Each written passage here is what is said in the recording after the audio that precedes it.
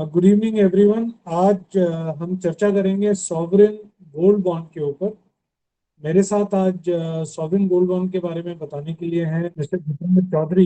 इनको 17 साल का फाइनेंशियल इंडस्ट्री का अनुभव है और ये SEBI registered mutual fund distributor हैं। इसके अलावा ये आईआरडीए सर्टिफाइड हैं। इन्होंने QFPP which is qualified financial professional for goal based investing उसका भी कोर्स कर रखा है और इनको वेरियस फाइनेंशियल इंस्ट्रूमेंट्स का बहुत ही वृहद अनुभव है। तो आज इनसे जानेंगे किस तरह से सॉवरेन गोल्ड बॉन्ड को एक इन्वेस्टर अपने पोर्टफोलियो के अंदर शामिल कर सकता है, क्या उसके फायदे हैं, क्या खरीदने के तरीके हैं, वगैरह वगैरह। सो मेरा पहला सवाल आपसे जो है आज के लिए Jitendra, first of all welcome to the talk. और मेरा पहला सवाल है कि ये सॉवरेन गोल्ड बॉन्ड को अगर आप बहुत ब्रीफली बताएं क्या है और इन्हें कौन इशू करता है। Good evening captain Chaudhary and good evening to all the participants. Sovereign gold bonds आजकल इतने ज्यादा हाईलाइट हो रहे हैं, ऑलमोस्ट सभी को आज की डेट में पता चल चुका है कि सुवरेन गोल्ड बॉन्ड किस तरीके की इन्वेस्टमेंट है। मैं कोशिश करूंगा इसको सिंप्लीफाइड तरीके से समझाने की। तो बेसिकली ये गवर्नमेंट सिक्योरिटीज है जिनका जो अंडरलाइन इंस्ट्रूमेंट है जिसको जिसके प्राइस को ये ट्रैक करते हैं वो है गोल्ड। तो बॉन्ड्स और भी तरीके के होते हैं, जिसपे आपको एक फिक्स रेट ऑफ रिटर्न मिलता है। आप उसमें जब भी इन्वेस्टमेंट करते हैं तो जो इन्वेस्टमेंट आप करते हैं उस पे एक रेट ऑफ इंटरेस्ट आपको ऑफर किया जाता है, उसकी एक फिक्स मेच्योरिटी होती है। उनका अंडरलाइन इंस्ट्रूमेंट बेसिकली आप कह सकते हैं डेट होता है। आप उधार दे रहे हैं किसी को, उधार के एवज में आपको ब्याज मिलता है। इसमें अगर आप बात करेंगे गोल्ड के केस में, गोल्ड बॉन्ड्स के केस में, यहाँ पे अंडरलाइन जो इंस्ट्रूमेंट है जिसके बेसिस पे इसका प्राइस डिसाइड होता है वो है गोल्ड। तो ये इंस्ट्रूमेंट गोल्ड के प्राइस को ट्रैक करता है और साथ में इसका एडवांटेज ये हो जाता है कि आपको एक 2.5% का साल का इंटरेस्ट भी मिलता है over and above the price of the gold. इसको इशू करने वाली हमारी सरकार है, सेंट्रल गवर्नमेंट है। आरबीआई उनके बिहाफ पे ये बॉन्ड्स इशू करती है और ये साल में 2-3 महीने के गैप में ट्रेंचेस में आता है। तो ये देखा गया है कि हर 2-3 महीने में एक ट्रेंच सरकार इशू करती है और वो ऑफर होता है ओपन मार्केट में for the investors to take advantage and taking subscription into it. तो सोवरेन है, सोवरेन का मतलब होता है basically having the highest possible authority. तो जो भी हमारी सरकार है वो सोवरेन बॉन्ड्स ऑफर कर सकती है। तो सिमिलरली ये भी एसजीबी जो ये सरकार के द्वारा ऑफर किए गए बॉन्ड्स होते हैं जिनका अंडरलाइन इंस्ट्रूमेंट गोल्ड है। लेकिन जितेंद्र भाई, मेरी वाइफ तो बोलती है मैं सॉवरेन गोल्ड बॉन्ड पहन तो नहीं सकती, तो मुझे इसके बेनिफिट्स क्या है?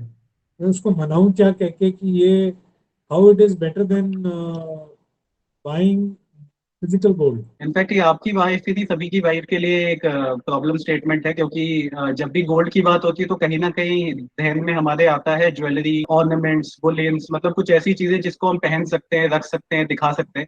मतलब कहीं ना कहीं शो ऑफ करने की चीज। बट अगर आप बात करेंगे गोल्ड एज एन इन्वेस्टमेंट, तो ये एक तरीका है गोल्ड को इन्वेस्टमेंट की फॉर्म में अपने पोर्टफोलियो में ऐड करने का। अगर आपको सेल्फ कंज्यूम करना है, आपको दुनिया को दिखाना है कि मैं देखो कितना गोल्ड मेरे पास है और मैं कितना गोल्ड पार्टीज में और इधर उधर पहन के शो ऑफ करना चाहते हैं, तो ऑब्वियसली उसका तरीका तो ज्वेलरी खरीदना ही है। बट अगर आप ये चाहते हैं कि मैं लॉन्ग टर्म में इन्वेस्टमेंट करना चाहता हूँ और मेरे पोर्टफोलियो की एक एक परसेंटेज इन्वेस्टमेंट गोल्ड के अंदर भी जाए, जो मुझे आने वाले समय में बेनिफिट दे, जिसको मैं लिक्विडेट करके या कैश में कभी भी कन्वर्ट करके आगे अपने गोल्स के लिए, फाइनेंशियल गोल्स के लिए इस्तेमाल कर सकूं, तो उसमें ये एक तरीका है इन्वेस्ट करने का। और भी तरीके, जैसे आप ईटीएफ्स में इन्वेस्ट कर सकते हैं गोल्ड के, आप ज्वेलरी ना खरीद के कॉइन खरीद सकते हैं, बिस्किट खरीद सकते हैं, ये भी और तरीके हैं गोल्ड को इन्वेस्ट करने के। बट आज की डेट में अगर आप मुझसे पूछेंगे एज अ फाइनेंशियल एडवाइजर, मुझे ऐसा लगता है कि जिसको भी गोल्ड को अपने पोर्टफोलियो में रखना है उनके लिए सबसे सही तरीका सोवरेन गोल्ड बॉन्ड्स है। सबसे पहला एडवांटेज तो सोवरेन गारंटी है। मतलब कहीं ना कहीं सरकार आपको गारंटी दे रही है कि अगर कुछ भी हो गया तो मैं गारंटी करता हूँ कि आपकी पेमेंट और आपका इंटरेस्ट आपको मिलेगा, पहली चीज। दूसरा, आपको 2.5% का इंटरेस्ट हर साल, जो कि 6 महीने के अंतराल पे है, वो मिलेगा, जो कि ओवर एंड अबव है आपके गोल्ड के एप्रिसिएशन पे। आपने मान लीजिए अगर गोल्ड में इन्वेस्ट किया तो आपको जो बेनिफिट मिलेगा वो गोल्ड के प्राइस के उतार चढ़ाव का ही मिलेगा। तो अगर गोल्ड ऊपर गया तो आपको प्रॉफिट होगा, नहीं गया नुकसान हो गया, नीचे चला गया तो नुकसान होगा। यहाँ पे आपको ये 2.5% का रेट ऑफ इंटरेस्ट जो है ये साल दर साल सरकार आपको देगी till the time of maturity. और इस बॉन्ड की मेच्योरिटी 8 साल की है। अगर आप 8 साल तक इसको रखते हैं तो पूरे 8 साल आपको 2.5% का ब्याज अलग से मिलेगा over and above the price of the gold. और सबसे इंटरेस्टिंग चीज जो इस गोल्ड बॉन्ड के साथ है वो ये है कि अगर आप पूरी मेच्योरिटी तक इसको होल्ड करते हैं तो आपके ऊपर कोई टैक्स नहीं है कैपिटल गेन्स पे। तो मान लीजिए आपने गोल्ड खरीदा और आप उसको कभी भी बेचने जाते हैं, तो अगर आपने 3 साल से पहले बेचा तो short term capital gain tax देना पड़ता है आपको। और अगर आपने 3 साल के बाद बेचा तो आपको लॉन्ग टर्म कैपिटल गेन देना पड़ता है। यहाँ पे अगर आपने 8 साल तक इसको रख लिया और इसकी मेच्योरिटी तक होल्ड किया और मेच्योरिटी आपने अवेल की, तो आपको कोई टैक्स नहीं देना। सारा का सारा अमाउंट जो भी है कैपिटल गेन्स का जो आपके पास आएगा वो सब कुछ टैक्स फ्री होगा, which is a big advantage कि आपको जो भी रिटर्न मिल रहा है उस पर आपको कोई सरकार को वापस से टैक्स नहीं देना है। तो इसलिए तो आपको कहीं मुझे ना कहीं जो हमको कन्विंस करना पड़ेगा कि अगर हम इन्वेस्टमेंट कर रहे हैं और अपने पोर्टफोलियो में एक एसेट को इंक्लूड करना चाहते हैं जो कि एक लॉन्ग टर्म एसेट है, तो कहीं ना कहीं आपको ज्वेलरी का मोल छोड़कर, फिजिकल गोल्ड को छोड़कर आपको गोल्ड बॉन्ड्स की तरफ जाना चाहिए। जो दो डिस्टिंक्ट एडवांटेज समझ आए वो ये है, एक कैपिटल अप्रिसिएशन। मैं फिजिकल गोल्ड खरीदूंगा तो मुझे सिर्फ कैपिटल अप्रिसिएशन मिलेगा, यहाँ पर मुझे उसके अलावा एक एडिशनल बेनिफिट होगा कि मुझे जो 2.5% का ब्याज है अदर देन कैपिटल अप्रिसिएशन वो जी। मिलेगा। दूसरा, 8 साल के बाद में जो भी कैपिटल अप्रिसिएशन मिला है उस पर मुझे किसी भी तरह जी। का कैपिटल गेन टैक्स नहीं देना होगा। नहीं देते बिल्कुल। तो अब मेरा अगला सवाल ये होगा कि इसमें रिस्क क्या है, what are the risk in terms of investing in sovereign gold. देखिए, रिस्क वही है जो गोल्ड में इन्वेस्ट करने का है। तो अगर गोल्ड के प्राइस अप्रिशिएट नहीं होते हैं या डिप्रिशिएट होते हैं किसी भी रीजन से, और वो रीजन आपके और मेरे कंट्रोल से बाहर ही हो गया, ऑब्वियस सी बात है। तो अगर गोल्ड अप्रिशिएट नहीं करता है तो इसमें भी आपका जो अंडरलाइन इंस्ट्रूमेंट है गोल्ड ही है, तो आपको हो सकता है वो बेनिफिट नहीं मिले, हो सकता है आपको कैपिटल लॉस भी हो जाए। तो वो रिस्क इस इंस्ट्रूमेंट के साथ भी कहीं ना कहीं कोरिलेटेड है। तो अगर गोल्ड का प्राइस ही नहीं बढ़ा तो फिर आपके गोल्ड बॉन्ड्स का भी प्राइस नहीं बढ़ेगा, और आपको जो बेनिफिट होगा वो सिर्फ इंटरेस्ट जो मिल रहा है उसी का ही होगा। कैपिटल गेन्स नहीं होंगे आपको इस केस में। जो एक रिस्क है वो ये है कि अगर गोल्ड के प्राइस का कैपिटल गेन नहीं हुआ तो मुझे इसके अंदर कोई फायदा नहीं होगा। हाँ, और वो सेम है, अगर मान लीजिए आपके गोल्ड का प्राइस भी नहीं बढ़ा तो इसका भी प्राइस नहीं बढ़ेगा। तो आप फिजिकल गोल्ड खरीदो या आप गोल्ड बॉन्ड्स खरीदो, अगर गोल्ड ही, क्योंकि अंडरलाइन इंस्ट्रूमेंट गोल्ड है, अगर सोने का रेट ही नहीं बढ़ेगा तो फिर आपके बॉन्ड का भी रेट नहीं बढ़ेगा, और आपके सोना जो आपने खरीदा है, चाहे वो फिजिकल फॉर्म में खरीदा हो चाहे ज्वेलरी की फॉर्म में खरीदा हो, उसका भी प्राइस नहीं बढ़ेगा। सो गोल्ड के कंपैरिजन में कोई एडिशनल रिस्क नहीं है, बट अदर एसेट क्लासेस से कंपैरिजन में अगर कैपिटल गेन नहीं हुआ तो वो एक रिस्क है। हाँ, वो एक रिस्क है, और वो सारी ही एसेट क्लासेस के साथ होता है। मान लीजिए आपने इक्विटी में इन्वेस्ट किया और मार्केट अच्छा नहीं है, और ऐसा हो रहा है, मतलब ऐसा नहीं कि हिस्ट्री में कभी ऐसा नहीं हुआ कि 3-4 साल तक मार्केट ने रिटर्न ना दिया हो। कई बार ऐसा हुआ है कि मार्केट करेक्शन में चली गई तो इक्विटी ने अंडर परफॉर्म किया बाकी एसेट क्लासेस को। वही सेम रिस्क आपको कहीं ना कहीं गोल्ड के साथ भी है कि जब इक्विटी बहुत अच्छा कर रहा होगा तो हो सकता है गोल्ड में उतना अच्छा एप्रिसिएशन ना मिले। ये कहीं ना कहीं आप ये कह सकते हैं कि कॉम्प्लीमेंट्री एसेट क्लासेस है। कई बार ऐसा होता है कि जब मार्केट के अंदर बहुत ही ज्यादा एक टर्बुलेंस का पीरियड होता है, बहुत ही फियर का माहौल होता है, जो हमने देखा कोविड के टाइम पे या जो हमने देखा रशिया यूक्रेन के टाइम पर, जब वॉर हो, पेंडेमिक्स हो, एपिडेमिक्स हो, जहाँ पे फ्यूचर अनसर्टेन हो, तो समझदार इन्वेस्टर कहीं ना कहीं सेफर हेवेंस की तरफ जाने की कोशिश करता है, जहाँ पे उसे लगे कि मेरा पैसा कहीं नहीं जाएगा। तो वो गोल्ड की तरफ अपनी इन्वेस्टमेंट्स को ज्यादा करता है, इक्विटी से पैसा कहीं ना कहीं बाहर निकलता है। और इसका रिवर्स भी होता है, जब इक्विटी बहुत अच्छा परफॉर्म कर रही होती है तो कहीं ना कहीं गोल्ड के अंदर उतना एप्रिसिएशन नहीं आता है। तो अगर आप दोनों ही एसेट क्लासेस को अपने पोर्टफोलियो में रखेंगे, इनफैक्ट मेरा मानना तो ये है कि जब आप अपना पोर्टफोलियो बनाते हैं तो आपको उसमें रियल एस्टेट भी चाहिए, आपको इक्विटी भी चाहिए, उसको डेट भी चाहिए थोड़ा सा, और कुछ ना कुछ एक्सपोजर गोल्ड में भी चाहिए। तो ये इसे एसेट एलोकेशन कहते हैं। और एसेट एलोकेशन जो भी अपने पोर्टफोलियो में बनाकर चलते हैं उनको लॉन्ग टर्म में ज्यादा बेनिफिट होता है एवर्स के उन लोगों के जो कहीं ना कहीं सिंगल एसेट क्लास में ही सारा पैसा एक्सपोज करके रखते हैं। तो मेरे हिसाब से आपको अपनी रिस्क प्रोफाइल और अपनी फाइनेंशियल एस्पिरेशंस और गोल्स के बेसिस पे डिसाइड करना चाहिए कि आपको कितना एसेट एलोकेशन किस एसेट में रखना चाहिए, उसके रिस्क और रिवॉर्ड्स को समझते हुए।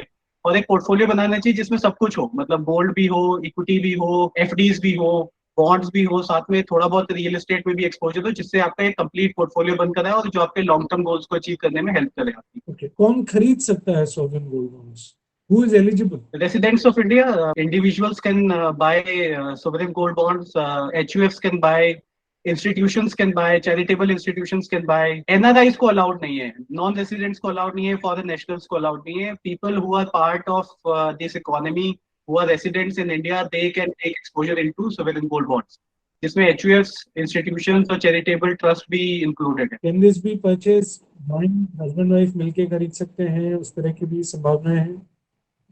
हाँ, बिल्कुल खरीद सकते हैं आप, जॉइंट होल्डिंग में इसको बाय कर सकते हैं। और आप अलग से चाहे तो दोनों का सेपरेट भी ले सकते हैं, या ऐसा भी कर सकते हैं कि हस्बैंड फर्स्ट होल्डर हो, वाइफ सेकंड होल्डर है, दोबारा आप खरीदने गए तो वाइफ फर्स्ट होल्डर हो गए या आप सेकंड होल्डर हो गए, इस तरीके से भी आप कर सकते ओके। अब जैसे मैं अपनी एक पर्सनल अपनी सवाल पूछता हूँ, मेरी बेटी है, आई हैव अ हैं। यंग जी डॉटर, तो क्या जी, मैं माइनर के लिए भी खरीद सकता हूँ? क्या मेरी बेटी इन्वेस्ट कर सकती है इसके अंदर? कर सकती है, बट अंडर गार्जियन इन्वेस्टमेंट होगा तो कहीं ना कहीं आपको या आपके स्पाउस को एज अ गार्जियन उसमें रहना पड़ेगा एप्लीकेशन में, तो उस प्रोसेस का पार्ट सीधा बाय चाइल्ड नहीं हो सकता है। तो बच्चे के नाम पे इन्वेस्टमेंट हो सकती है, कहीं ना कहीं केवाईसी डॉक्यूमेंट्स और जो भी एप्लीकेशन रिलेटेड डिटेल्स है वो पेरेंट की लगेगी, गार्जियन की लगेगी। बट आप हाँ इन्वेस्टमेंट कर सकते हैं, एप्लीकेशन माइनर के नाम पे हो सकता so the minor can apply, I can be the guardian, जैसे एक नॉर्मल बैंकिंग में है। जी अकाउंट में या जी जी बाकी जी बिल्कुल। म्यूचुअल फंड वगैरह में भी जिस तरह से करते हैं। हाँ जैसे आप म्यूचुअल फंड वगैरह में करते हैं, गार्जियन के नाम पे आप इन्वेस्टमेंट कर लेते हैं, मतलब गार्जियन का केवाईसी होता है और चाइल्ड के नाम पे इन्वेस्टमेंट होता कम से कम कितना निवेश और ज्यादा से ज्यादा कितना गोल्ड, मतलब नॉट गोल्ड, कितना सोवरेन गोल्ड बॉन्ड में खरीद सकता हूँ? है। देखिए अगर इंडिविजुअल की बात करें तो इस पे लिमिट है, मतलब मिनिमम तो ऑब्वियसली 1 ग्राम होता है, जो कि तकरीबन आप ये मान के चलिए कि 5500 से 5600 रुपए के आसपास होगा अभी आज की डेट में 1 ग्राम गोल्ड। और मैक्सिमम जो आप एक साल में एक फाइनेंशियल ईयर में खरीद सकते हैं वो है 4 किलो। तो जो अपर लिमिट है वो 4 केजीज की है फॉर एन इंडिविजुअल। यही सेम लिमिट जो है वो ट्रस्ट के केस में तकरीबन 20 किलो हो जाती है। तो ट्रस्ट अगर आपने बना रखा है तो आप अपने ट्रस्ट के नाम पे 1 ग्राम से लेके 20 किलो के बीच में एक फाइनेंशियल ईयर में खरीद सकते हैं। नेक्स्ट फाइनेंशियल ईयर में फिर से वही सेम लिमिट दोबारा आ जाती है, 1 ग्राम से लेके 20 किलो ट्रस्ट के केस में। For an individual it is 1 gram to 4 KG. तो मतलब एक इंडिविजुअल लगभग 2.25 करोड़ के आसपास के गोल्ड बॉन्ड्स खरीद सकता है प्रिवेलिंग मार्केट रेट के खरीद हिसाब सकते हैं एक फाइनेंशियल ईयर में। से, एक फाइनेंशियल ईयर में। तो इसको खरीदने के लिए क्या ऑनलाइन अप्लाई होता है, मुझे कहीं फॉर्म भरना पड़ता है, जाना पड़ता है, क्या तरीका है? देखिए ऑनलाइन ऑफलाइन दोनों ही तरीके हैं वैसे से, तो मैं अगर अपने अपनी एक्सपीरियंस से बताऊं तो ज्यादातर इन्वेस्टर्स इनफैक्ट आज की डेट में तो सबको ऑनलाइन ही प्रेफर करता है। तो 99% एप्लीकेशन जो जाती है वो ऑनलाइन जाती है। इनफैक्ट ऑनलाइन करने का फायदा ये भी है कि अगर आप ऑनलाइन अप्लाई करते हैं तो आपको 50 रुपए का और डिस्काउंट मिल जाता है। तो अगर मान लीजिए प्राइस है 5600 रुपए 1 ग्राम का, और ऑफलाइन का अगर आप ऑनलाइन अप्लाई करते हैं तो वही आपके लिए 5600 की जगह 5550 रुपए हो जाता है। तो आपको 50 रुपए एडिशनल डिस्काउंट मिल जाता है क्योंकि आपने ऑनलाइन अप्लाई किया है। अगर आप इसमें अपना डीमैट अकाउंट के थ्रू खरीद लेते हैं, मतलब अपने डीमैट की डिटेल डाल देते हैं, तो और भी बेटर हो जाता है कि आपके डीमैट के अंदर वो शो करने लगता है। तो आपको अलग से कोई डॉक्यूमेंट, कोई पेपर, कोई सॉफ्ट कॉपी में बॉन्ड को अपने पास नहीं रखना पड़ता है। तो आपके डीमैट में ही वो रिफ्लेक्ट होता रहेगा। डीमैट में रखने का एक बेनिफिट ये भी है कि अगर आपको कभी बेचने की, मतलब कभी लिक्विडिटी की जरूरत है और आपको लगता है कि नहीं मैं पूरे 8 साल नहीं रख पाऊंगा और आपने डीमैट के थ्रू बाय किया है, तो आप सेकेंडरी मार्केट में जाके सेल भी कर सकते इसी से रिलेटेड अब दो सवाल, क्या आप मुझे ये गोल्ड बॉन्ड अगली बार अप्लाई करने में मदद कर सकते हैं? आपके पास ऐसी कोई सुविधा है? हैं। बिल्कुल है, हम काफी लोगों को इसमें इन्वेस्ट करने में मदद करते हैं। इनफैक्ट हमारा तो कोशिश ये रहती है कि हमारे जितने क्लाइंट्स हैं जिनके पोर्टफोलियो में गोल्ड की इन्वेस्टमेंट की जरूरत है, मतलब सिंस हम एसेट एलोकेशन पे काम करते हैं और उनको सारे ही प्रोडक्ट्स का एक पोर्टफोलियो बनाकर देते हैं, तो कहीं ना कहीं गोल्ड का भी एक स्पेस होता है उनके पोर्टफोलियो में। तो कोशिश ये की जाती है कि जब भी कुछ अच्छा गोल्ड बॉन्ड आता है, अच्छे प्राइस पे आता है, तो थोड़ा बहुत उसमें एलोकेशन लिया जाए। तो हम अपने क्लाइंट्स को और आपको भी मदद कर सकते हैं वो बाय करने में। आपने सिर्फ हमें अपना एक इंक्लिनेशन, अपना एक कंसेंट देना है कि आप चाहते हैं। बिडिंग का प्रोसेस, आपका एप्लीकेशन का प्रोसेस, सबको ही हम सब कुछ हम टेक केयर करते हैं। और कोशिश करते हैं कि अगर टाइमली सारी चीजें हो जाए, डॉक्यूमेंटेशन, बिडिंग, सब कुछ, पेमेंट वगैरह, तो आपको जितने बॉन्ड्स आप चाह रहे हैं उतने ग्राम गोल्ड आपको मिल जाए। जी। अब आप ही के सवाल से दूसरा रिलेटेड सवाल, आपने बोला मैं इसको बीच में बेच सकता हूँ, अगर चाहूँ तो मैं मेरे ऑनलाइन से मैं सेल कर सकता हूँ। जब मैं जी। अगर इसको बीच में मार्केट में ट्रेडिंग करता हूँ तो हम्म। उसमें मुझे क्या फायदा होता है? देखिए सबसे पहला फायदा तो ये होता है कि आपकी लिक्विडिटी बनी रहती है। अगर आपने डीमैट के थ्रू खरीदा है और आपको कभी जरूरत में पैसे की जरूरत, मतलब कभी जल्दी में पैसे की जरूरत पड़ गई और आपको लगता है आपको ये बॉन्ड से पैसा निकालना है क्योंकि आपको इमीडिएटली वो विड्रॉल और प्रोसीड्स चाहिए, डीमैट के थ्रू आप कभी भी इसको लिस्टिंग होने के बाद सेल कर सकते हैं सेकेंडरी मार्केट में, जो भी इसका रेट चल रहा होगा। तो कहीं ना कहीं लिक्विडिटी एक बहुत बड़ा पॉइंट है, बेनिफिट है जो ये प्रोवाइड कर देता है आपको। तो ऐसा नहीं कि आपको लॉक इन लेके, जैसे मान लीजिए फॉर एग्जांपल आपने इसको डीमैट के थ्रू नहीं खरीदा है, आपने इसको बिना डीमैट के खरीदा है, ऑनलाइन खरीदा है, बट डीमैट की डिटेल्स नहीं है आपकी उसमें, तो आपको 5 साल का लॉक इन लेना पड़ेगा। आप उसको 5 साल के बाद ही सेल ऑफ कर पाओगे। बट अगर आपने डीमैट के थ्रू खरीदा है, डीमैट डिटेल्स शेयर करी है, तो आप इसको लिस्टिंग के बाद कभी भी सेल कर सकते हैं अगर सामने बायर है तो सेकेंडरी मार्केट में। तो ये एक बहुत बड़ा बेनिफिट है कि आपकी लिक्विडिटी बनी रहती है। चाहे डिस्काउंट पे ही बिके बट आपका पैसा आपको वापस मिल जाएगा। तो ये की सबसे बड़ा प्लस पॉइंट है। दूसरा बेनिफिट जो आपको मिलता है इसको कभी भी बेचने से, वो ये है कि अगर आपको लगता है कि आप इसको 8 साल तक कंटिन्यू नहीं कर पा रहे हैं, आपको कोई और बेटर रेवेन्यू मिल गया है इन्वेस्ट करने के लिए, और या फिर आपके कोई और एसेट क्लास से इसको रिप्लेस करना चाह रहे हैं, मतलब मान लीजिए किसी को घर खरीदना है और वो चाहता है कि मैं घर में पैसा डालना है और मैं कम से कम लोन लेना चाहता हूँ, तो इस यहाँ से पैसा विड्रॉ करके वो दूसरी एसेट क्लास में शिफ्ट करना चाहता है, तो वो कहीं ना कहीं बेनिफिट यहाँ से आपको मिल जाता है।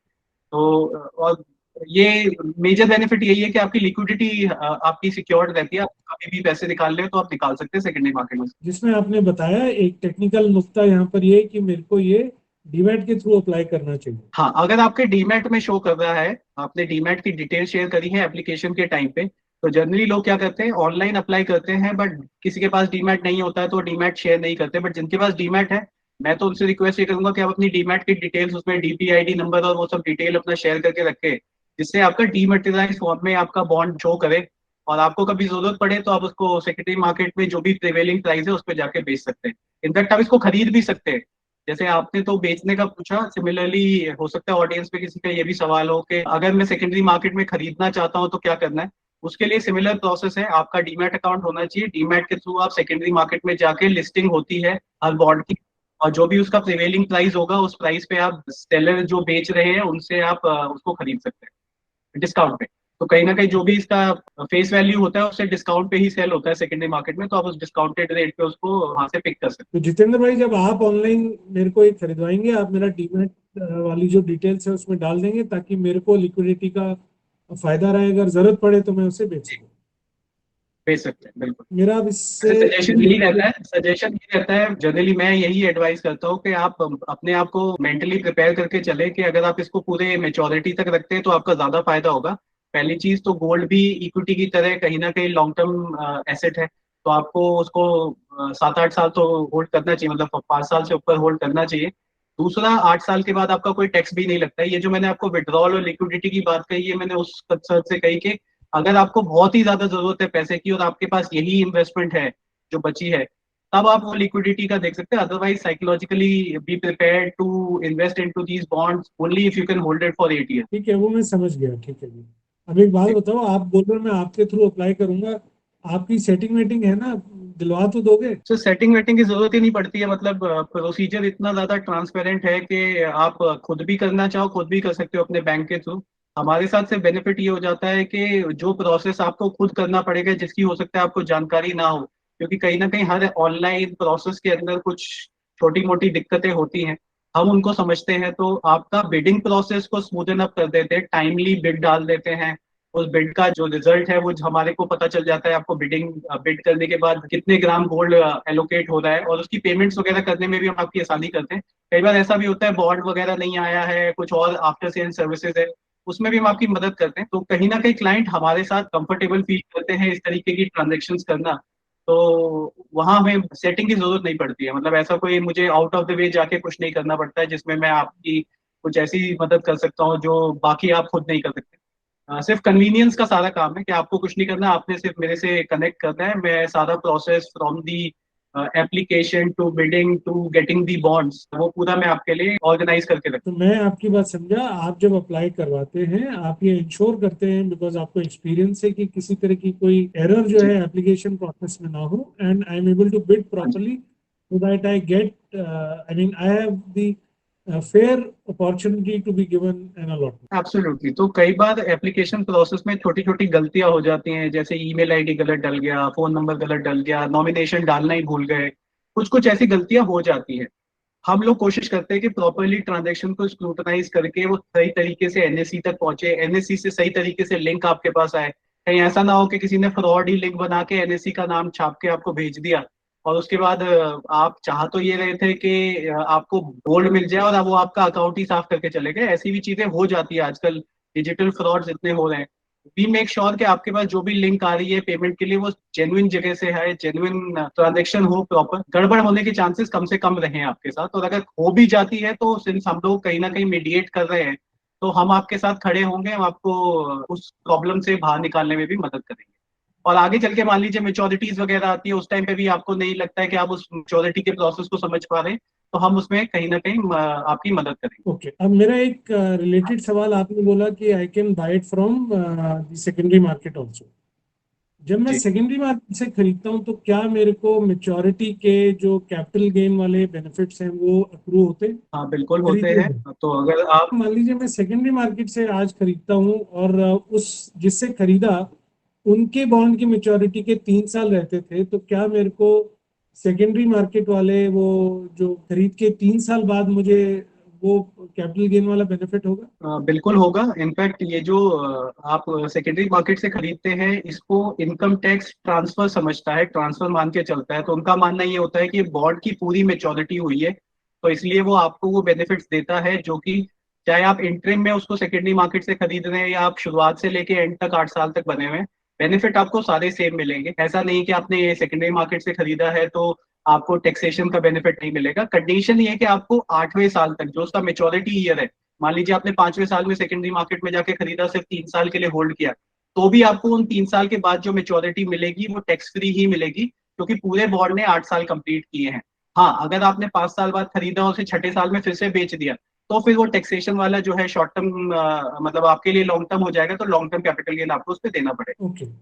इनफैक्ट मेरा सजेशन ये रहता है कि जो लोग सेकेंडरी मार्केट में जाके बॉन्ड को खरीदने की कोशिश करते हैं वो दो चीजों का ध्यान जरूर रखें। पहला, तो जिस बॉन्ड को खरीदना वो चाह रहे हैं, जिस मेच्योरिटी के मतलब जिस ईयर में उसकी मेच्योरिटी होनी है, उस बॉन्ड को खरीदने से पहले उसमें ये देखें कि उसके अंदर वॉल्यूम कितना है। इसमें ना सबसे बड़ा प्रॉब्लम क्या है कि काफी सारे, इनफैक्ट मैं आपको दिखाता भी हूँ एनएससी की साइट पे जाके, कुछ बॉन्ड्स ऐसे हैं जिनके अंदर ट्रेड ही नहीं होता, मतलब 10-15 ग्राम ही ट्रेड हो रहा है। मेरे हिसाब से जब तक कि आपका कोई भी बॉन्ड 5,000 ग्राम से ज्यादा का वॉल्यूम नहीं दिखा रहा है, मतलब डे टू डे बेसिस पे इतनी ट्रांजेक्शन नहीं हो रही है, तो उसमें मत जाइए, क्योंकि उसमें आप फंस जाएंगे।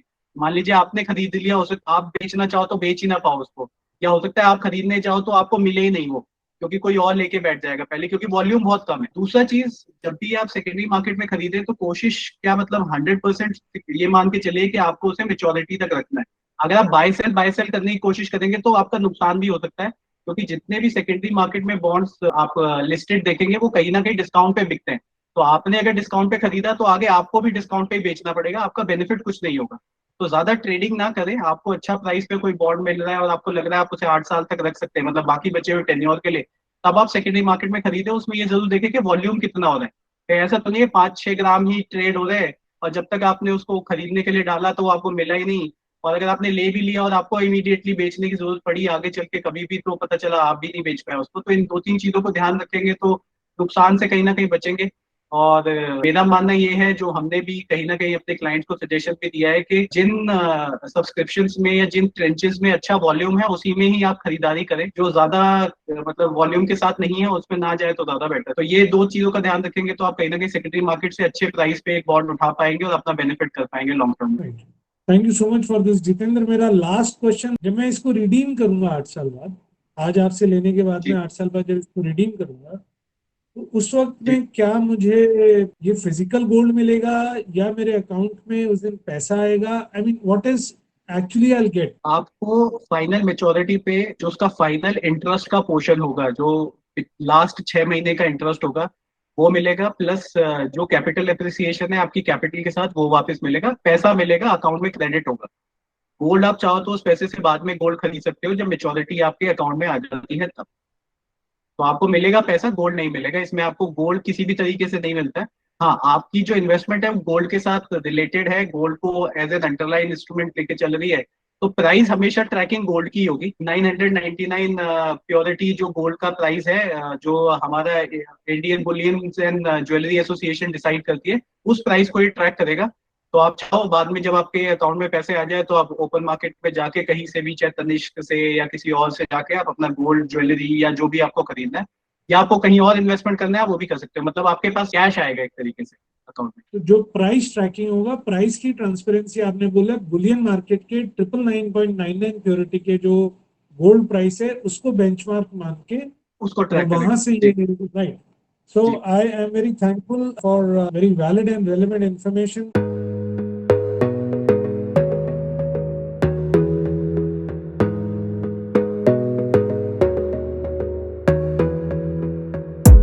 You gotta focus on yourself, on your faith, on your dreams, on your mind, on your health, yeah. You gotta work, never tell, keep your head